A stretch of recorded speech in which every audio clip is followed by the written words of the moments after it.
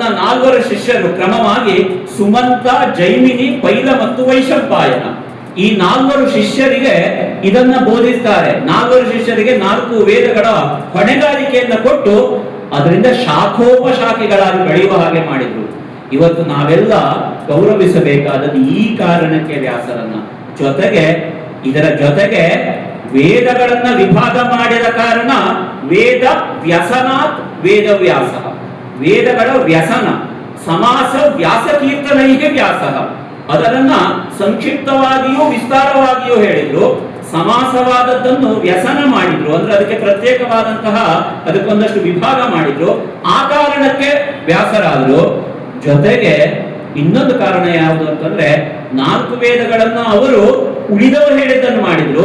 5ನೇ ವೇದವನ್ನು ಇವರೇ ಬರೆದ್ರು. ಅದಕ್ಕೆ ಮಹಾಭಾರತ ಅಂತ ಹೆಸರು. ಪಂಚಮೋ ವೇದ ಭಾರತಂ, ಪಂಚಮೋ ವೇದ ಅಂತ ಬಂತು. ಇದು ಇಷ್ಟು ಹಿನ್ನೆಲೆಯಲ್ಲಿ ನಾವು ನೋಡಬಹುದು. ಇಲ್ಲಿಂದ ನಮಗೆ ವೇದವ್ಯಾಸರ ಮುಂದಿನ ಭಾಗ ಅಲ್ಲಿಗೆ ಮುಂದೆ ಬರ್ತದೆ. ಈಗ ಕಥೆ ಯಾವ ಕಡೆ ಹೋಗುತ್ತೆ ಅಂದ್ರೆ ಸತ್ಯವತಿಯಿಂದ ಮುಂದುವರಿಯುತ್ತೆ ಕಥೆ. ಸತ್ಯವತಿ ಪುನಃ ವ್ಯಾಸರು ಹುಟ್ಟಿದ್ರು, ಪರಾಶರರು ವ್ಯಾಸರನ್ನ ಕರೆದುಕೊಂಡು ಹೋದ್ರು, ಅವರಿಗೆ ಜವಾಬ್ದಾರಿ ಹೊಣೆಗಾರಿಕೆಯನ್ನು ಕೊಟ್ಟರು. ಅವರ ಸಮೂಹ ಆ ಕಡೆಗೆ ಈ ವೇದಗಳ ವಿಭಾಗ ಇತ್ಯಾದಿ ಚಿಂತನ ಮಂಥನದಲ್ಲಿ ತೊಡಗಿಕೊಂಡು ಮುಂದುವರಿತು. ಸತ್ಯವತಿ ಏನಾದ್ರು ಮಹಾಭಾರತದ ಮತ್ತೊಂದು ವಂಶವಾರಿಧಿ ರತ್ನರನ್ನು ಹಡೆದ ತಾಯಿಯವರು. ಸತ್ಯವತಿಗೆ ವ್ಯಾಸರು ವಂಶವಾರಿಧಿ ರತ್ನ ಒಂದು, ಇನ್ನು ರತ್ನಾನಿ ಬಹಳ ಇದ್ದಾರೆ, ಅದಕ್ಕೆಲ್ಲ ಕಾರಣಕರ್ತಳಾಗ್ತಾಳೆ. ಇದೇ ನೆಲೆಯಲ್ಲಿ ನಾವು ಕಥಾಭಾಗಕ್ಕೆ ಬಂದ್ರೆ ನಮಗೆ ಅಲ್ಲಿ ಶಂತನು ಚಕ್ರವರ್ತಿಯ, ಸಂತನು ಮತ್ತು ಸತ್ಯವತಿಯರ ಕಥೆ ಅಲ್ಲಿ ತೊಡಗಿಕೊಳ್ಳುತ್ತೆ. ಇದಕ್ಕೆ ಹಿಂದೆ ಕಥಾಭಾಗ ಇಲ್ಲಿ ಭಾಗ ಮಹಾಭಾರತದಲ್ಲಿ ಇದೀಗ 63ನೇ ಅಧ್ಯಾಯದ ಕಥೆ ಇದೆ. ಆದಿಪರ್ವದಲ್ಲಿ 64ನೇ ಅಧ್ಯಾಯದಲ್ಲಿ ಬೇರೆ ಕಥೆಗಳು ಬರುತ್ತೆ. ಆದ್ರೆ ನಿಮಗೊಂದು ಮಾಹಿತಿಯನ್ನ ಸಂದರ್ಭಕ್ಕೆ ಒಂದು ಕನೆಕ್ಟಿವಿಟಿ, ಒಂದು ಸಂಬಂಧ, ಅಂತರ್ ಸಂಬಂಧಕ್ಕೆ ಹೇಳಬೇಕಾಗುತ್ತೆ. ವಂಶ ಎಲ್ಲಿಂದ ಆರಂಭ ಆಯಿತು ಅಂತ ಕೇಳಿದಾಗ ವಿಧು ಅಂತ ನಾವೊಂದು ಹೇಳಿದ್ವಿ. ವಿಧು ಇಲ್ಲೆಲ್ಲ ಹಿಂದೆ ಮುಂದೆ ಆಗ್ಬಿಡುತ್ತೆ. ಹಾಗಾದ್ರೆ ನಾವು ಇಲ್ಲಿ ಒಂದು ಪಾಸ್ ಕೊಟ್ಟು ಒಂದು ಅಲ್ಪ ವಿರಾಮ ಕೊಟ್ಟು ಆ ಕಥೆಯನ್ನು ಇಟ್ಕೊಂಡು ಮತ್ತೆ ಮುಂದೆ ಹೋಗ್ಬೇಕಾಗತ್ತೆ. ವಿಧು ಅಂತಂದ್ರೆ ಚಂದ್ರ ಅಂತ ಹೇಳಿದ್ವಿ, ಚಂದ್ರಾನ್ವಯದ ಕಥೆ ಅಂತ ಹೇಳಿದ್ವಿ. ಚಂದ್ರ ಚದಿರಾಹ್ಲಾದೆ, ಲೋಕಕ್ಕೆ ಆಹ್ಲಾದ ಕೊಡುವ ಕಾರಣ ಆ ಶಕ್ತಿಗೆ ಚಂದ್ರ ಅಂತ ಹೆಸರು. ಚದಿರಾಹ್ಲಾದೆ ಚಂದ್ರ, ಚಂದ್ರಮಸ್ ಚಂದ್ರಮ. ಸೂರ್ಯನ ಕಿರಣಗಳ ಪ್ರತಿಫಲನ ಚಂದ್ರ ನಮಗೆ ಗೊತ್ತಿದೆ. ಹುಣ್ಣಿಮೆ ಅಮಾವಾಸ್ಯೆ ಹೆಂಗಾಗುತ್ತೆ ಅಂತ ನಮಗೆ ಗೊತ್ತಿದೆ. ಹುಣ್ಣಿಮೆ ಅಂತಂದ್ರೆ 180 ಡಿಗ್ರಿ ಸೂರ್ಯನಿಂದ ಸರಿದಂತಹ ಶಕ್ತಿ 180 ಡಿಗ್ರಿ ಮುಂದೆ ಹೋಗುತ್ತೆ, ಅವನ ಅಪೋಸಿಟ್ ಇರುತ್ತೆ, ಆಗ ಚಂದ್ರನಾದ. ಪುನಃ ಪ್ರತಿ ದಿವಸ 12 ಡಿಗ್ರಿ ಸರಿದು ಮತ್ತೆ 15 ದಿವಸ ಆಗ್ಬೇಕಿದ್ರೆ ಸೂರ್ಯನಲ್ಲಿಯೇ ಬಂದ, ಆಗ ಅಮಾವಾಸ್ಯೆ ಆಯಿತು. ಸೂರ್ಯ ರಶ್ಮಿ ಚಂದ್ರಮಾಹ. ಚಂದ್ರ ಅಂದ್ರೆ ಮತ್ಯಾರಲ್ಲ, ಸೂರ್ಯ ರಶ್ಮಿ. ಇದನ್ನೇ ವೇದಗಳು ಹೇಳಿತು. ನಮ್ಮ ಜಗತ್ತಿನಲ್ಲಿ ನಮಗೆ ನಾವು ಮಾಡುವ ಕೆಲಸದಿಂದ ಚ್ಯುತರಾಗದೆ ನಮ್ಮ ನಿರ್ದಿಷ್ಟವಾಗಿ ನಾವು ಇರಬೇಕು ಅಂತ ನಮಗೆ ತೋರಿಕೊಡುವಂತಹ ಇಂದು ಶಕ್ತಿಗಳಿದೆ. ನಾವು ಪ್ರತಿನಿತ್ಯ ಅದನ್ನು ಅನುಸರಿಸಬೇಕು. ಯಾವುದು ಅಂತಂದ್ರೆ ಸ್ವಸ್ತಿ ಪಂಥ ಮನುಚರೇಮ ಸೂರ್ಯ ಚಂದ್ರಮಸಾವಿವ. ಸ್ವಸ್ತಿ ಸೂಕ್ತ ಹೇಳುತ್ತೆ, ವೇದಗಳಲ್ಲಿ ಬರೋದು. ನಾವು ಸೂರ್ಯ ಚಂದ್ರರ ಹಾಗೆ ಸ್ವಸ್ತಿ ಪಂಥದಲ್ಲಿ ಗಮಿಸಬೇಕು. ಎಂತ ಅದ್ಭುತ ಇದು. ಒಬ್ಬ ರಾಮ ಸೂರ್ಯವಂಶ, ಮತ್ತೊಬ್ಬ ಭೀಷ್ಮನೋ, ಮತ್ತೊಬ್ಬ ಧರ್ಮರಾಜನೋ, ಅಥವಾ ಅದೇ ವಂಶದ ಕವಲಾಗಿ ಕಾಣುವ ಯದುವಂಶದಲ್ಲಿ ಬರುವ ಕೃಷ್ಣನೋ ಚಂದ್ರವಂಶ. ಸೂರ್ಯ ಚಂದ್ರರು ಎಲ್ಲಿದ್ದಾರೆ? ಮೇಲ್ಗಡೆ ಇದ್ದಾರೆ. ರಾಮಕೃಷ್ಣರು ಎಲ್ಲಿದ್ದಾರೆ? ನಮ್ಮ ಜೊತೆ ಇದ್ದಾರೆ. ಏನು ಅದ್ಭುತವಾದ ಕಲ್ಪನೆ. ಅವರನ್ನ ಮೀರಿ ನಾವು ಹೋಗ್ಲಿಕ್ಕೆ ಆಗ್ಲಿಲ್ಲ, ಆಗೋದು ಇಲ್ಲ. ಆಗೋದಿದ್ರೆ ಇಷ್ಟೊತ್ತರೊಳಗೆ ವರ್ಸ್ಟ್ ಕೇಸ್ಗಳು ತುಂಬಾ ಆಗಿದೆ. ಇಷ್ಟೊತ್ತರೊಳಗೆ ಆಗ್ಬೇಕಿತ್ತು, ಆಗ್ಲಿಕ್ಕೆ ಸಾಧ್ಯ ಇಲ್ಲ. ಮೊನ್ನೆ ರಾಮ ಮಂದಿರ ನಿರ್ಮಾಣ ಮಾಡಿ ಪುನಃ ನಾವು ಅದನ್ನು ತೋರಿಸ್ಕೊಟ್ಟಿದ್ದೇವೆ.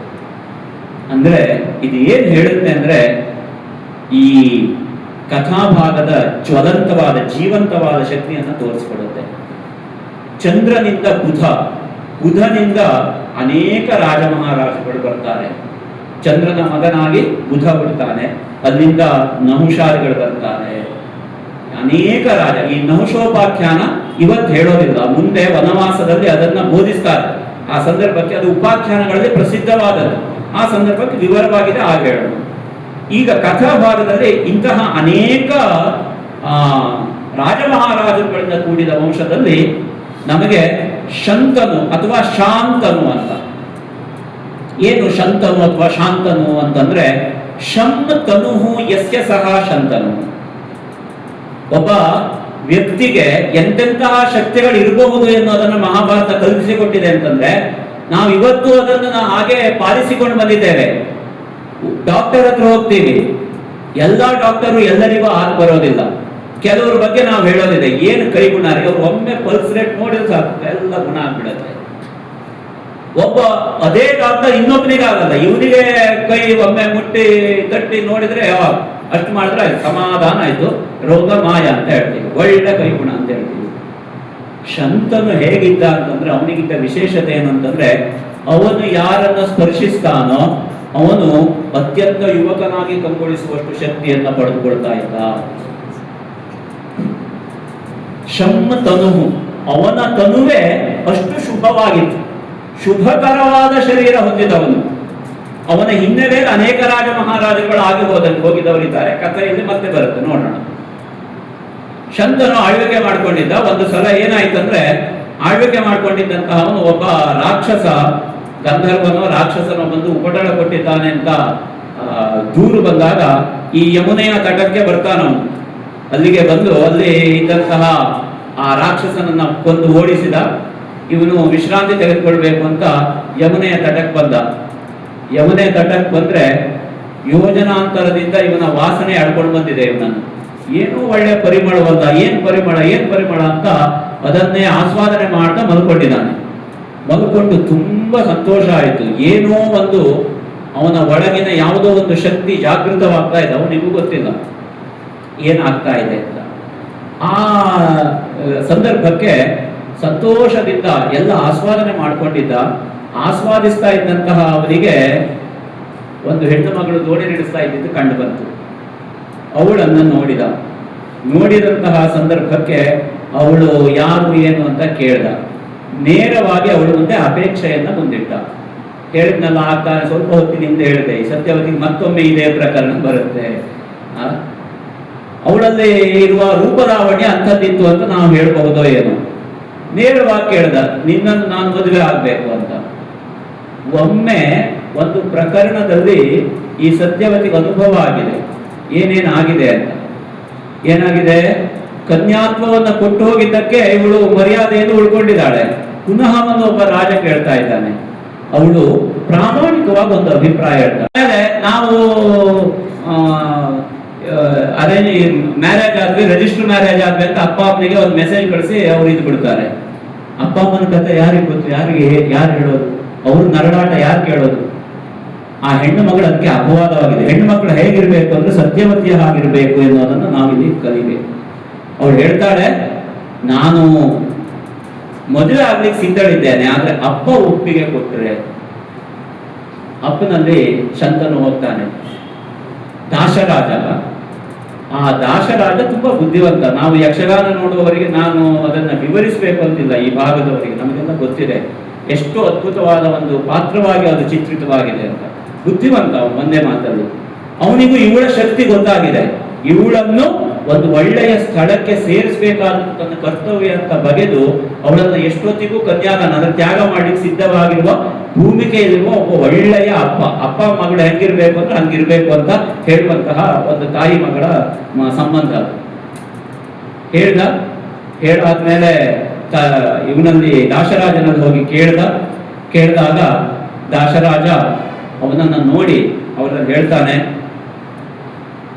ಮದುವೆ ಮಾಡಿ ಕೊಡ್ಬೇಕು ಅಂತ ನೀವು ಹೇಳ್ತಾ ಇದ್ದೀರಿ, ಮದುವೆ ಯಾರಿಗೆ ಮಾಡ್ಕೊಡೋದು ಅಂತ ಕೇಳಿದೆ. ಏನಿದು ವಿಚಿತ್ರ ಕೇಳ್ತಾ ಇದ್ದಾನಲ್ಲ.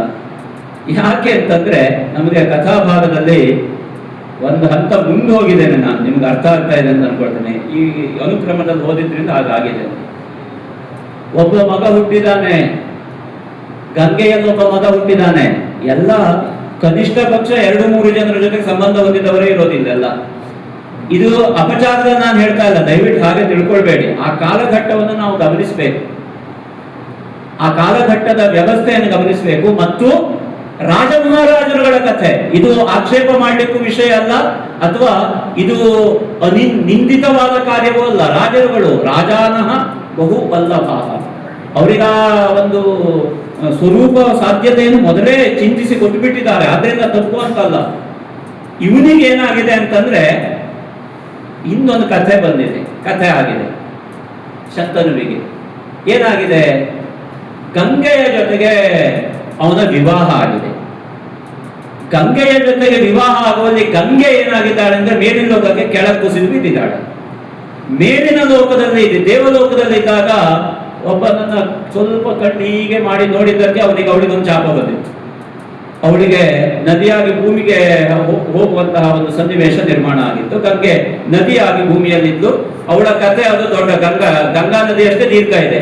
ಇಲ್ಲಿಗೆ ತೆಗೆದುಕೊಂಡು ಬರೋದು ಬೇಡ, ಮುಂದೆ ಹೋಗ್ತಾ ಇದೆ. ಗಂಗೆ ಭೂಮಿಯಲ್ಲಿದ್ದಾಳೆ. ಮೇಲಿದ್ದಂತಹ ವಸುಗಳಿಗೆ ಒಂದು ಶಾಪ ಬಂದಿತ್ತು. ಈ ಗಂಗೆಯನ್ನು ನೋಡಿದ್ರಿಂದ ವಸುಗಳಿಗೆ ಒಂದು ಶಾಪ ಬಂದಿತ್ತು. ಅಷ್ಟ ವಸುಗಳು ಏನು ಶಾಪ ಬಂದಿತ್ತು ಅಂದ್ರೆ ಭೂಮಿಯಲ್ಲಿ ನೀವು ಹುಟ್ಟಬೇಕು ಅಂತ, ಅದೇ ಶಾಪ. ನಾವೊಂದು ಯೋಚನೆ ಮಾಡ್ಬೇಕು ಅಂತ ಕಾಣ್ತದೆ. ತುಂಬಾ ಸಲ ಈ ಕಥೆಗಳಲ್ಲಿ ಬರುತ್ತೆ, ಭೂಮಿಯಲ್ಲಿ ಹುಟ್ಟೋದು ಶಾಪ ಅಂತ. ಇದನ್ನ ನಿಮ್ಮ ಅವಗಾಹನೆ ಬಿಡ್ತೇನೆ, ನಾನು ಇನ್ನೇನು ಹೇಳೋದಿಲ್ಲ. ದೇವಲೋಕದವರ ಲೆಕ್ಕದಲ್ಲಿ ಭೂಮಿಯನ್ನು ಹುಟ್ಟೋದು ಅಂತಂದ್ರೆ ಶಾಪ, ಪಾಪ, ತಾಪ, ಇಷ್ಟೇ. ಮೂರರಲ್ಲೆಲ್ಲ ಸಿಗತ್ತೆ. ಭೂಮಿಯಲ್ಲಿ ಹುಟ್ಟಿದಾನೆ 8 ಅಷ್ಟವಸುಗಳು ಭೂಮಿಯಲ್ಲಿ ಹುಟ್ಟಬೇಕು ಅಂತ ಶಾಪ ಕೊಟ್ಟ ಮೇಲೆ ಅವರೆಲ್ಲ ಅದಕ್ಕೆ ಹಾಗೆಲ್ಲ ಹೇಳ್ಬೇಡಿ, ತಪ್ಪಾಯ್ತು ಅಂತ ಹೇಳಿದಾಗ ಆಮೇಲೆ ಒಂದು ಸಣ್ಣ ಪರಿಮಾರ್ಜನೆ ರೂಪದಲ್ಲೂ ಬಂತು. ಎಲ್ಲರಿಗೂ ಏನು ಅಂತಂದ್ರೆ ಶಾಪದಿಂದ ಏನು ಮೋಚನ ಮಾಡುವುದು. ಆದ್ರೆ ಒಬ್ಬ ಹೆಚ್ಚಿಗೆ ನೋಡಿದಾನೆ ನನ್ನನ್ನು, ಅವನು ಬದುಕಲೇಬೇಕು, ಅವನನ್ನು ಬಿಡ್ಲಿಕ್ಕೆ ಆಗೋದಿಲ್ಲ. ಎಂತ ಲೆಕ್ಕಾಚಾರ ಹೊಂದಿಸಿದ್ದಾರೆ ಅಂತಂದ್ರೆ ನೋಡಿ, ನಮಗೆ ಕಥೆ ಯಾರ ಬಗ್ಗೆ ಹೇಳ್ತಾ ಇದ್ದೀವಿ ಅಂತ ಗೊತ್ತಾಗ್ತಾ ಇದೆ. ಭೀಷ್ಮನ ಬಗ್ಗೆ, ದೇವವ್ರತನ ಬಗ್ಗೆ. ದೇವವ್ರತನ ಹಿನ್ನೆಲೆ, ದೇವವ್ರತ ಭೀಷ್ಮನಾಗಿ ಎಷ್ಟು ವರ್ಷ ಬದುಕಿದ? 800 ವರ್ಷ ಬದುಕಿದ. ವಸುಗಳು ಎಷ್ಟು? 8. ಶಾಪ ಯಾರಿಗೆ? 8 ಜನರಲ್ಲಿ ಒಬ್ಬನಿಗೆ ಮಾತ್ರ ಮುಖ್ಯ ಶಾಪ, ಉಳಿದವರಿಗೆಲ್ಲ ಪರಿಮಾರ್ಜನೆ ಇದೆ. ಒಬ್ಬ ಮಾತ್ರ ಎಲ್ಲರಿಗೂ ಅನುಭವಿಸಲೇಬೇಕು. ಯಾಕೆಂದ್ರೆ ಅವನು ಕಣ್ಣು ಹೀಗೆ ಬಿಟ್ಟವನು ಆ ಗಂಗೆಯನ್ನು ನೋಡಿದವನು ಮುಟ್ಲೇ ಇಲ್ಲ. ಹಾಗಾಗಿ ಅವನಿಗೆ ಹೆಚ್ಚು ಶಾಪ. ಆವಾಗ ಏನಾಯ್ತು, ಈ 7 ಜನರಿದ್ದು ಕೂಡಿಸು ಇವನದ್ದು ಎಷ್ಟಾಯ್ತು? 8. ಭೀಷ್ಮ ಬದುಕಿದ್ದು ಎಷ್ಟು ವರ್ಷ? 800 ವರ್ಷ ಮುಗಿತು. 800 ವರ್ಷ ಬದುಕುವಂತಹದ್ದು ದೀರ್ಘಾಯುಷ್ಯ. ಅವನಿಗೆ ಇಚ್ಛಾ ಮರಣತ್ವ ಇತ್ಯಾದಿಗಳ ಈ ಕಥೆಯಲ್ಲಿ ಬರುತ್ತೆ. ಅದಕ್ಕೆ ಅನುಗುಣವಾಗಿ ನಾವು ನೋಡ್ಬೇಕಾದ ವಿಷಯ ಇದು. ಅಲ್ಲಿ ಶಾಪ ಬಂತು. ಶಾಪ ಬಂದು ಇಲ್ಲಿ 8 ಜನರು ಏನು ಹುಟ್ಟುವಂತಹ ಸನ್ನಿವೇಶ ಬಂತು. ಶಂತನು ಗಂಗೆ ವಿವಾಹ ಆಯಿತು. ಅವಳು ವಿವಾಹ ಆಗ್ಬೇಕಿದ್ರು ಒಂದೇ ನಿರ್ಬಂಧ, ಕಂಡೀಷನ್ಸ್ ಅಪ್ಲೈ. ಒಂದೇ ಕಂಡೀಷನ್, ನಾನೇನ್ ಮಾಡಿದ್ರು ಯಾಕೆ ಮಾಡ್ತೇನೆ ಅಂತ ಕೇಳಬಾರ್ದು. ಈ ಕಂಡೀಷನ್ ಹಾಕೊಂಡು ಮದುವೆ ಆದ್ರೆ ಏನಾಗುತ್ತೆ ಹೇಳೋದನ್ನು ಮಹಾಭಾರತ ಹೇಳುತ್ತೆ. ಮದುವೆ ನಾವು ಹೇಳ್ತೀವಿ ಲವ್, ಅನ್ಕಂಡೀಷನಲ್ ಲವ್ ಅಂತ ಚೆನ್ನಾಗಿ ಹೇಳ್ಬಿಡ್ತೀವಿ. ಪ್ರೀತಿ ಹಂಗಿರ್ಬೇಕು, ಅನ್ಕಂಡೀಷನಲ್ ಅಂತ ಒಂದು ಶಬ್ದವನ್ನು ಬಳಸ್ತೀವಿ ನಾವು ಇಂಗ್ಲಿಷ್ ನಲ್ಲಿ. ಅದಕ್ಕೆ ನಿರ್ಬಂಧ ರಹಿತವಾಗಿರ್ಬೇಕು ಪ್ರೀತಿ. ಇದು ನಿರ್ಬಂಧಿತ ಪ್ರೀತಿ. ನಿರ್ಬಂಧಿತ ಜಾಗಕ್ಕೆ ಹೋದ್ರೆ ಏನಾಗ್ತದೆ ಅಂತ ಹೇಳೋದಕ್ಕೆ, 7 ಮಕ್ಕಳನ್ನ ಹುಟ್ಟಿದ ತಕ್ಷಣ ಅವಳು ಏನ್ ಮಾಡಿದ್ಲು, ನದಿಗೆ ಎಸಿತಾ ಇತ್ತು. ಅವನಿಗೆ ಉದ್ಧಾರ ಆಗ್ತಾ ಇತ್ತು. ಬಟ್ ಆದ್ರೆ ಇವನಿಗೆ ಏನಾಯ್ತು, 7 ಪ್ರತಿ ಮಗುವನ್ನು ಇವಳು, 1 ಮಗು ಆಯ್ತು, 2 ಮಗು ಆಯ್ತು, 7 ಮಕ್ಕಳನ್ನು ನದಿಗೆ ಹಾಕಿದಾಳೆ. ಅವರಿಗೆಲ್ಲ ಸಂತೋಷ ಆಗಿದೆ. ಏನ್ ಸಂತೋಷ ಆಗಿದೆ? ಹಬ್ಬ, ನಾವು ಮಗು ಬೇಗನೆ ಸ್ವರ್ಗಕ್ಕೆ ಸೇರಿದ್ದೇವೆ ಅಂತ ಅವರಿಗೆ ಸಂತೋಷ. ಕೆಳಗಿದ್ದ ಶಂತನುವಿಗೆ ಅದರಿಂದ ಪರಿತಾಪ. ಹೀಗಾಗಿ ಜಗತ್ನಲ್ಲಿ ಒಬ್ಬನಿಗೆ ಸಂತೋಷ ಆದ್ರೆ ಇನ್ನೊಬ್ಬನಿಗೆ ದುಃಖ ಆಗ್ತದೆ ಅಂತ ಒಂದು ನಿಯಮ ಇದೆ ನೋಡಿ. ಎಲ್ಲರೂ ಒಂದೇ ವಿಷಯದಲ್ಲಿ ಸಂತೋಷ ಆಗ್ಲಿಕ್ಕೆ ಸಾಧ್ಯವೇ ಇಲ್ಲ ಅಂತ ಮಹಾಭಾರತ ಹೇಳುತ್ತೆ. ಒಬ್ಬನಿಗೆ ಸಂತೋಷ ಆಯ್ತು, 10 ಜನ ಹೊಟ್ಟೆ ಉರಿ ಮಾಡ್ಕೊಳ್ಳಿಕ್ಕಿದ್ದಾರೆ, ಏನ್ ಮಾಡೋದು ಹೇಳಿ? ನೋಡ್ತೀವಿ ನಾವು ಇದನ್ನೇ ಮಹಾಭಾರತ ಅಂತ ಹೇಳೋದು. ಇದೇ 3 ಸ್ತರದ ಅರ್ಥ ಅಂತ ಹೇಳೋದು. ಇದಿಷ್ಟ ಆಯ್ತು. ಶಂಕನು 8ನೇ ಮಗು ಆಗ್ಬೇಕಿದ್ರೆ ಸುಮ್ಮನೆ ಇರ್ಲಿಕ್ಕೆ ಆಗಲಿಲ್ಲ, ಹೇಳೇ ಬಿಟ್ಟ.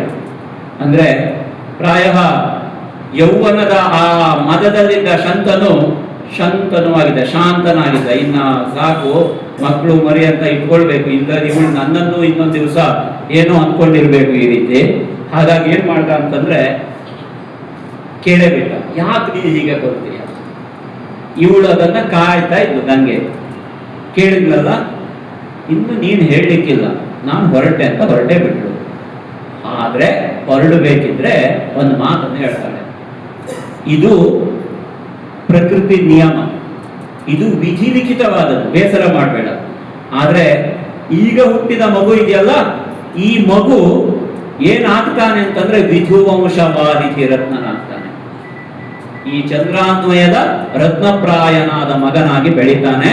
ಬೆಳೆಸುವ ಜವಾಬ್ದಾರಿ ನಾನು ತೆಗೆದುಕೊಳ್ತೀನಿ ಅಂತ ಹೇಳಿ ನೇರವಾಗಿ ಆ ಮಗುವನ್ನ ದೇವಲೋಕಕ್ಕೆ ಒಯ್ತಾಳೆ.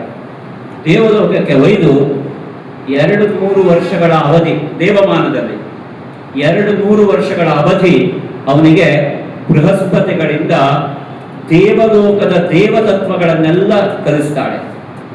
ಪುನಃ 2-3 ವರ್ಷ ಶುಕ್ರರಲ್ಲಿ ಅಧ್ಯಯನ ಮಾಡಿಸ್ತಾಳ ಆ ಹುಡುಗನಿಗೆ. ಶುಕ್ರರಲ್ಲಿ ಅಧ್ಯಯನ ಮಾಡಿ ಅಸುರ ನೀತಿಗಳ ಸತ್ಯವತಿಯನ್ನ ಮದುವೆ ಮಾಡ್ಕೊಳ್ಳಿಕ್ಕೆ ಹೋದಂತಹ ಶಂತನು ತುಂಬಾ ದುಃಖದಲ್ಲಿದ್ಕೊಂಡು ಹಿಂದಿರುಗಿ ಬಂದು ಒಂದು ಬೇಸರದಲ್ಲಿ ಅರಮನೆಯಲ್ಲಿದ್ದ.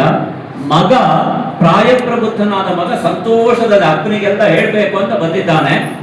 ಅವನಿಗೆ ಹೆಸರಿಡ್ತಾಳೆ ಗಂಗೆ, ದೇವವ್ರತ ಅಂತ. ದೇವವ್ರತ ಅಂತಂದ್ರೆ ದೇವತೆಗಳಂತೆ ದ್ಯೋತನತ್ವಾ ದೇವವ್ರತ, ದೇವತೆಗಳ ಹಾಗೆ ಬೆಳಗುವವನಾದ್ದರಿಂದ ಅವನಿಗೆ ದೇವವ್ರತ ಅಂತ ಹೆಸರು ಅಂತ ಬರುತ್ತೆ. ದೇವತೆಗಳ ದ್ಯುತಿ ಅವನಲ್ಲಿತ್ತು. ಆದ್ದರಿಂದ ಇದು ವಿಧುವಂಶ ವಾರಿಧಿ ರತ್ನ ಅನ್ನುವುದಾಗಿ ಅವನಿಗೆ ಕೊಡಬೇಕಾದ ಹೆಸರು. ಅವನೊಬ್ಬ ಆ ರೀತಿಯಲ್ಲಿ ಬೆಳೀತಾನೆ. ದೇವವ್ರತ ಬಂದ ನಂತರದಲ್ಲಿ ಅವನನ್ನ ಸ್ವಾಗತಿಸಿದ ಒಲ್ಲದ ಮನಸ್ಸಿನಿಂದ. ಹೀಗೆ ಸ್ವಾಗತ ಮಾಡುವಂತಹ ಸನ್ನಿವೇಶದಲ್ಲಿ ಅಪ್ಪನಿಗೆ ಏನೋ ಬೇಸರ ಆಗಿದೆ ಅಂತ ಗೊತ್ತಾಯ್ತು. ಅಪ್ಪ ಹೇಳ್ತಾ ಇಲ್ಲ, ಸಂತೋಷ ಆಯ್ತು ಅಂತ ಹೇಳ್ತಾನೆ, ಮುಖದಲ್ಲಿ ಯಾವ ಸಂತೋಷದ ಒಂದು ಕಳೆ ಕಾಣ್ತಾ ಇಲ್ಲ. ಆಗ ಗೊತ್ತಾಗಿ ಉಳಿದವರಿಂದ ವಿಷಯ ಸಂಗ್ರಹ ಮಾಡ್ತಾನೆ. ಸತ್ಯವತಿಯನ್ನ ಶಂತನುವಿಗೆ ಮದುವೆ ಆಗುವುದಕ್ಕೆ ಬೇಕಾದ ಎಲ್ಲ ಅನುಕೂಲತೆಗಳನ್ನು ಸಿದ್ಧ ಮಾಡ್ತಾನೆ. ಆ ಸಿದ್ಧತೆಯ ಬಹಳ ದೊಡ್ಡದಾದಂತಹ ಸ್ವರೂಪ ಯಾವುದು ಅಂತಂದ್ರೆ ತನ್ನ ಬದುಕಿನ ಎಲ್ಲ ಆಶೋತ್ತರಗಳ ತ್ಯಾಗ. ಭೀಷ್ಮ ರಾಮನ ಹಾಗೆ ಅಂತ ಬಂದದ್ದು ಈ ಕಾಲ. ದೇವವ್ರತ ರಾಮನ ಹಾಗೆ, ಅಭಿನವ ರಾಮನನ್ನು ಕಾಣಬೇಕು ಅಂತ ಪರಶುರಾಮರು ಹೇಳಿದ್ರು ಅಂತ ನಾವೆಲ್ಲ ಕೇಳ್ತೇವೆ ಕಥೆಗಳಲ್ಲಿ. ದೇವವ್ರತನಲ್ಲಿ ಅಭಿನವ ರಾಮನನ್ನು ಕಾಣಬೇಕು ಅಂತ ಪರಶುರಾಮರು ಭಾವಿಸಿದ್ರು ಅಂತ. ಅವನು ಅಭಿನವ ರಾಮನೇ ಆದ. ಯಾಕೆ? ತನ್ನ ತಂದೆಗೆ ಪಿತೃವಾಕ್ಯ ಪರಿಪಾಲನಂ. ಅದರ ಸ್ವರೂಪಗಳು ಬೇರೆ ಇರಬಹುದು, ಅವನು ಅನುಭವಿಸಿದಂತಹ ನೋವುಗಳು, ಯಾತನೆಗಳು ಬೇರೆ ಇರಬಹುದು. ಆದ್ರೆ ಅವನೊಬ್ಬ ಆದರ್ಶ ಪುತ್ರನಾಗಿ ಕಾಣಿಸಿಕೊಳ್ತಾನೆ. ನಿಜಾರ್ಥದಲ್ಲಿ ಚಂದ್ರಾನ್ವಯ ಸಾರ್ಥಕತೆಯ ರತ್ನಪ್ರಾಯನಾದಂತಹ ಮಗನನ್ನು ಪಡೆದ ಯಾರಿಂದ ಅಂತಂದ್ರೆ ಈ ದೇವವ್ರತ ನಾಮಕ ಭೀಷ್ಮನಿಂದ. ಇಂತಹ ಭೀಷ್ಮ ಅಂದು ಭೀಷ್ಮನಾದ. ಶಂತನು ಮತ್ತು ಸತ್ಯವತಿಯರ ಸಮಾಗಮ ಆಯಿತು. ಅದಕ್ಕೆ ಶಂತ ದೇವತೆಗಳೆಲ್ಲ ಅವನನ್ನು ಹರಿಸಿದ್ರು. ಭಯಭೀತರಾಗಿ ಅವನಿಗೆ ಭೀಷ್ಮ ಭೀಷ್ಮ ಅಂತ. ಭೀಷ್ಮ ಅಂತಂದ್ರೆ ಭೀಷಣಾತ್ ಭೀಷ್ಮ, ಯಾರೂ ಮಾಡದೇ ಇರುವ ಒಂದು ಪ್ರತಿಜ್ಞೆ ಮಾಡಿಬಿಟ್ಟಿದ್ದಾನೆ, ಭೀಷಣವಾದ ಪ್ರತಿಜ್ಞೆ. ಹಾಗಾಗಿ ಅವನು ಭೀಷ್ಮ. ಭೀಷ್ಮ ಅಂತಂದ್ರೆ ಭೀಷಣ ಶಬ್ದದ ಹ್ರಸ್ವರೂಪ ಅಂತ ಹೇಳ್ಬೋದು, ಹೆದರಿಕೆ ಆಗತ್ತೆ ಅಂತ. ಅವನ ಭಯ ಹೆಂಗಿತ್ತು ಅಂತಂದ್ರೆ ಆಮೇಲೆ ಧರ್ಮರಾಜನವರೆಗೆ, ಧರ್ಮರಾಜ ಆಳ್ವಿಕೆಗೆ ಬರುವವರೆಗೆ ಹಸ್ತಿನಾಪುರದ ಮೇಲೆ ಯಾರೂ ಯುದ್ಧ ಮಾಡಲಿಕ್ಕೆ ಬರಲಿಲ್ಲ. ಅವನು ಹಾಗಂತ ಉತ್ತರಾಧಿಕಾರಿ ಆಗಲಿಲ್ಲ. ಆದ್ರೆ ಉಳಿದವರಿಗೆ ಉತ್ತರ ಕೊಡುವಲ್ಲಿ ಯಾವತ್ತೂ ಹಿಂದೆ ಬೀಳಲಿಲ್ಲ. ಅದು ಭೀಷ್ಮನ ಭೀಷ್ಮತ್ವ ಎಂಬಲ್ಲಿಗೆ ಇವತ್ತಿನ ಕಥಾನಕಕ್ಕೆ ಮಂಗಲವನ್ನು ಹಾಡೋಣ. ಸ್ವಸ್ತಿ ಪ್ರಜಾಭ್ಯಃ ಪರಿಪಾಲಯಂತಾಂ ನ್ಯಾಯೇನ ಮಾರ್ಗೇಣ ಮಹೀಮಹೀಷಾಃ ಗೋಬ್ರಾಹ್ಮಣೇಭ್ಯಃ ಶುಭಮಸ್ತು ನಿತ್ಯಂ ಲೋಕಾಃ ಸಮಸ್ತಾಃ ಸುಖಿನೋ ಭವಂತು.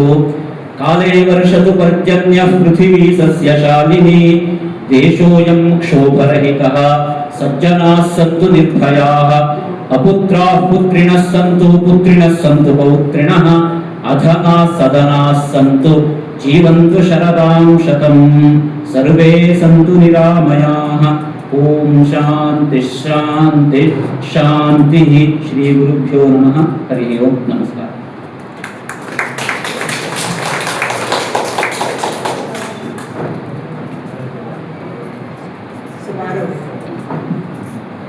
ಸುಮಾರು 1 ಗಂಟೆ ಗಂಟೆಗಳ ಕಾಲ ಮಹಾಭಾರತದ ಹಿನ್ನೆಲೆಯನ್ನು ನಮ್ಮೊಂದಿಗೆ ಹಂಚಿಕೊಂಡಿದ್ದಾರೆ ವಿನಾಯಕ್ ಭಟ್ ಗಾಳಿಮನೆ ಸರ್.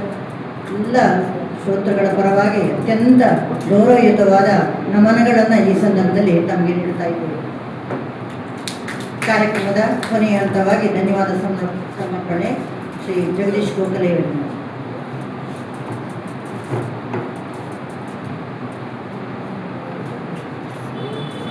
ಕನ್ನಡ ಸಂಘ ಕಾಂತ ಅವರ ಅಲ್ಲಮವಿ ಪ್ರಮುಖ ಪೀಠ ಹಾಗೂ ಅಖಿಲ ಭಾರತ ಸಾಹಿತ್ಯ ಪರಿಷತ್ ಇವರ ಗುರು ಸಂಘಗಳ ವತಿಯಿಂದ ಮಹಾಭಾರತ ಭಾವದೀಪ 2ನೇ ಸೋಪಾನ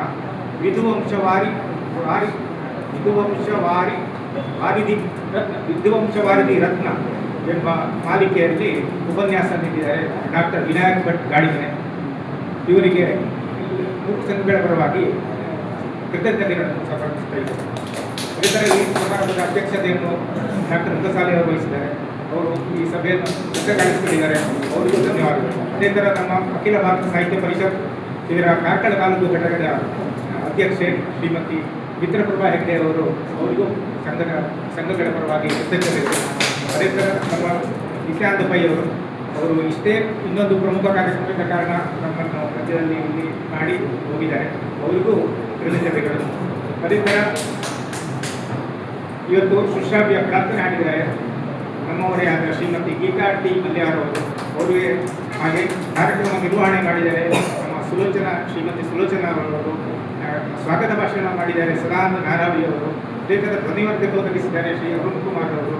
ಅದೇ ಥರ ಈ ಸಭಾಂಗಣವನ್ನು ನಮಗೆ ಪ್ರಕಾಶ್ ದಂಪತಿಗಳು ಒದಗಿಸಿದ್ದಾರೆ. ಅವರಿಗೆಲ್ಲರಿಗೂ ಸಂಘಗಳ ಪರವಾಗಿ ಧನ್ಯವಾದಗಳು. ಅದೇ ರೀತಿ ನಮ್ಮ ಇವತ್ತಿನ ಎಲ್ಲರಿಗೂ ಭಗವತ್ಕತೆ ವೈವಾಹಿಕ ಜೀವನದ ಪ್ರಯುಕ್ತ ನಮಗೆಲ್ಲರಿಗೂ ಬಹುಪಾರವನ್ನು ಕೊಟ್ಟಿದ್ದಾರೆ. ಅವರಿಗೆ ನಮ್ಮ ಎಲ್ಲ ದಂಪತಿಗಳಿಗೆ ಧನ್ಯವಾದಗಳು. ಅದೇ ರೀತಿ ಬರುವ ವರ್ಷ 50ನೇ ವರ್ಷವನ್ನು ಆಚರಿಸುವವರಿದ್ದಾರೆ. ನಮಗೆ ಒಬ್ಬಟ್ಟು ಊಟ ಕೊಡ್ತಾರೆ ಅಂತ ನನ್ನ ನಿರೀಕ್ಷೆ. ಹಾಗೆ ಮುಖ್ಯವಾಗಿ ತಾವೆಲ್ಲರೂ ಸಭಿಕರು ಬಂದಿದ್ದೀರಿ. ತಮಗೆಲ್ಲರಿಗೂ ಈ ಕಾರ್ಯಕ್ರಮ ಇಷ್ಟು ಯಶಸ್ವಿಯಾಗಬೇಕಿದ್ರೆ ಎಲ್ಲರೂ ಇದ್ರೂ ನಮ್ಮ ಸಭಿಕರೇ ಮುಖ್ಯ. ನಿಮಗೆಲ್ಲರಿಗೂ ಸಂಘಗಳ ಪರವಾಗಿ ಅನಂತ ಧನ್ಯವಾದಗಳು. ಧನ್ಯವಾದ ಸಮರ್ಪಣೆ ಮಾಡಿದ ಜಗದೀಶ್ ಗೋಖಲೆ ಅವರಿಗೆ ವಂದನೆಗಳನ್ನು ಸಲ್ಲಿಸುತ್ತಾ ಈಗ ಒಂದು ಮಾಹಿತಿಯನ್ನು ಕೊಡ್ತಾ ಇದ್ದೇನೆ. ಭಗವದ್ಗೀತೆಯ ಕರ್ಮಯೋಗದ ಕುರಿತು ನಾಳೆ 4:30ಯಿಂದ 6 ಗಂಟೆಯವರೆಗೆ ಬಂಡಿಮಠ ಮೂಡು ಗಣಪತಿ ದೇವಸ್ಥಾನದಲ್ಲಿ ಶ್ರೀ ವಿನಾಯಕ್ ಭಟ್ ಗಾಳಿಮನೆ ಇವರು ತಮ್ಮ ಉಪನ್ಯಾಸವನ್ನು ಮಾಡ್ತಾ ಇದ್ದಾರೆ. ತಾವೆಲ್ಲರೂ ಆ ಸಂದರ್ಭದಲ್ಲಿ ಅವರ ಒಂದು ಮಾತನ್ನು ಕೇಳುವುದಕ್ಕಾಗಿ ತಾವೆಲ್ಲರಲ್ಲಿ ಉಪಸ್ಥಿತರಿರಬೇಕು ಅಂತ ವಿನಂತಿಸಿಕೊಳ್ತಾ ಇದ್ದೀನಿ. ಕಾರ್ಯಕ್ರಮದ ಕೊನೆಯ ಹಂತ ಶಾಂತಿ ಮಂತ್ರದೊಂದಿಗೆ ನಮ್ಮ ಕಾರ್ಯಕ್ರಮ. ಮುಂದಿನ ಕಾರ್ಯಕ್ರಮ ಮಾರ್ಚ್ 28ನೇ ತಾರೀಕಿನಂದು ಪುನಃ ಮುಂದಿನ ತಿಂಗಳು ನಾವು ಈ ಒಂದು ಪ್ರಕಟಣೆಯೇ ಸರ್ 1 ನಿಮಿಷಗಳು ತಾವು ಉಪಸ್ಥಿತಿರಬೇಕು ಅಂತ. 2 ನಿಮಿಷ ತೆಗೆದುಕೊಳ್ತಾ ಇದ್ದೇನೆ, ಮತ್ತೇನಿಲ್ಲ. ಕಳೆದ 5 ವರ್ಷದಿಂದ ನನ್ನ ಸಮಾನ ಮನಸ್ಕ ಸ್ನೇಹಿತರ ಜೊತೆಗೂಡಿಕೊಂಡು ಒಂದು ಅಭಿಯಾನ ಆರಂಭ ಮಾಡಿದ್ದೇನೆ. ಏನಂತಂದ್ರೆ ಯುಗಾದಿಯನ್ನು ಹೊಸ ವರ್ಷವಾಗಿ ಆಚರಣೆ ಮಾಡಬೇಕು ಅಂತ. ಇದಕ್ಕೆ ಬೇಕಾಗಿ ಒಂದು ಅಗತ್ಯವಾದಂತಹ ಸ್ವರೂಪದಲ್ಲಿ ಒಂದು ಕ್ಯಾಲೆಂಡರ್ ಅನ್ನು ತಗೊಂಡು ಬರ್ತಾ ಇದ್ದೇನೆ. ಅನೇಕ ಸ್ಪಾನ್ಸರ್ಗಳು ಸಹವರ್ತಿಗಳೆಲ್ಲರ ಸಹಾಯದಿಂದ ತರ್ತಾ ಇರೋದು. ಪ್ರತಿ ಯುಗಾದಿಗೆ ಅದನ್ನ ಜನರಿಗೆ ತಲುಪಿಸುವ ಕೆಲಸ ಮಾಡ್ತಾ ಇದ್ದೇನೆ. ಉದ್ದೇಶ ಇಷ್ಟೇ, ಇಲ್ಲಿರುವ ಹಿರಿಯರು ನಿಮಗೆಲ್ಲ ಪಂಚಾಂಗ ಗೊತ್ತಿದೆ, ಇತ್ಯಾದಿಗಳೆಲ್ಲ ಗೊತ್ತಿದೆ. ಆದರೆ ನನಗಿಂತ ಕಿರಿಯರಂದ್ರೆ ವಯಸ್ಸಿನಲ್ಲಿ ನಾನು ಹೇಳ್ತಾ ಇರೋದು ಬಂದಿದ್ದೇವೆ, ನಮ್ಮ ತಪ್ಪು ಇರ್ಬೋದು, ಏನೇ ಇರಲಿ, ಅವರಿಗೆ ಸುಲಭವಾಗಿ ಅರ್ಥ ಆಗಲಿ ಮತ್ತು ಮನೆಯಲ್ಲಿ ಎಲ್ಲರೂ ಅದನ್ನ ನೋಡಿ ಅಭ್ಯಾಸ ಮಾಡಲಿ ಅಂತ ಪಂಚಾಂಗವನ್ನೇ ತೂಗು ಪಂಚಾಂಗವಾಗಿ ಚೈತ್ರದಿಂದ ಫಾಲ್ಗುಣದವರೆಗಿನ ಎಲ್ಲ ಮಾಸಗಳ ಪಂಚ ಯೋಗ ತಿಥಿಕರಣ ವಾರ ನಕ್ಷತ್ರ ಹಬ್ಬ ಹರಿದಿನಗಳು ರಾಷ್ಟ್ರೀಯ ಹಬ್ಬಗಳು ಮತ್ತೆ ನಮ್ಮ ರಜಾ ದಿವಸ ಸರ್ಕಾರಿ ಮಹತ್ವಪೂರ್ಣವಾದ ದಿವಸಗಳು ಇದನ್ನೆಲ್ಲ ಇಟ್ಕೊಂಡು ಒಂದು ಕ್ಯಾಲೆಂಡರ್ ಅನ್ನ ಕಳೆದ 5 ವರ್ಷದಿಂದ ತರ್ತಾ ಇದ್ದೇವೆ. ಈ ವರ್ಷ 6ನೇ ವರ್ಷ. ಇದರ ಒಂದು ಸಣ್ಣ ಬ್ರೋಚರ್ ಇದೆ, ನಾನು ಮೊಗಸಾಲೆ ಅವರಿಗೆ ಅದನ್ನು ತಲುಪಿಸ್ತೇನೆ. ನಿಮ್ಮ ಗ್ರೂಪ್ಗಳಿದ್ರೆ ಅವರ ಗ್ರೂಪ್ಗಳಿಗೆ ಅದನ್ನ ಹಂಚಬೇಕು ಅಂತ ಕೇಳ್ಕೊಳ್ತೇನೆ. ಅದನ್ನ ತಾವೆಲ್ಲ ಸ್ವೀಕರಿಸಬೇಕು ಮತ್ತು ಇದಕ್ಕೆ ಸಹಕರಿಸಬೇಕು. ತಮ್ಮೆಲ್ಲರ ಸಹಕಾರದಿಂದಲೇ ಇದು ನಡಿಬೇಕಾಗಿದೆ. ಆ ಸಹಕಾರವನ್ನು ತಮ್ಮಿಂದ ಬಯಸ್ತೇನೆ.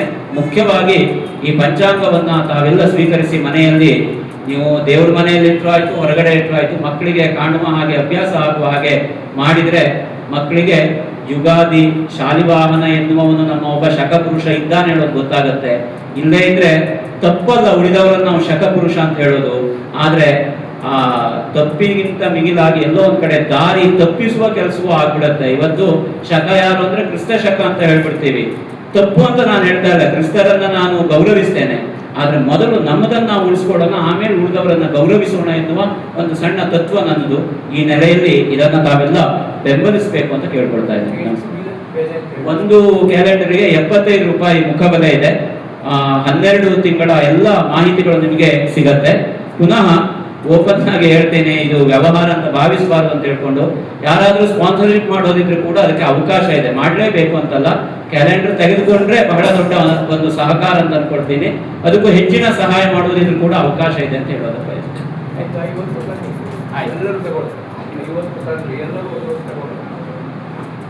ಮುಂದಿನ ತಿಂಗಳು 28ನೇ ತಾರೀಕಿಗೆ ಮತ್ತಷ್ಟು ಎಲ್ಲ ಸಹವರ್ತಿಗಳು ಬಂದುಕೊಂಡು ಈ ಕಾರ್ಯಕ್ರಮವನ್ನು ಮುಂದಿನ ತಿಂಗಳು ನಡೆಸಿಕೊಡಬೇಕು ಅಂತ ಕೇಳುತ್ತಾ ಕೊನೆಗೆ ಶಾಂತಿ ಮಂತ್ರದೊಂದಿಗೆ ನಮ್ಮ ಕಾರ್ಯಕ್ರಮವನ್ನು ಕೊನೆಗೊಳಿಸೋಣ.